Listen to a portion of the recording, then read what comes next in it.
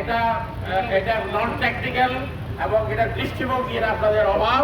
আমি মনে করি এই দেশের স্থানীয় নাগরিকগণ আজকে যে সরকার এসেছে, যে ইউনূস সাহেবের যে বিপ্লব সরকার, 24শে বিপ্লবের যে সরকার আসছে, সেই সরকার অবশ্যই সংস্কারের মধ্যে একটা বাইপাস করে সেইখানে সাধারণ নাগরিকদের জন্য অতি সহজে সে সুবিধা আদায় করবে।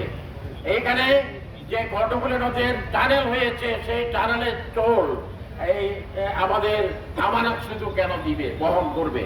কাজেই টোল মুক্ত ব্যবস্থা গ্রহণের জন্য আবার আগে কর্মকর্তারা বলেছেন, তাহলে আমরা যথাযথ পদক্ষেপ এই এরিয়ায় নেওয়া হবে। এবং চট্টগ্রাম থেকে সে বিপ্লব শুরু হয়েছে, সব বিপ্লবের কেন্দ্রবিন্দু ব্রিটিশ আমল থেকে শুরু করে বাদশাহ সূর্য সেন থেকে শুরু করে জিও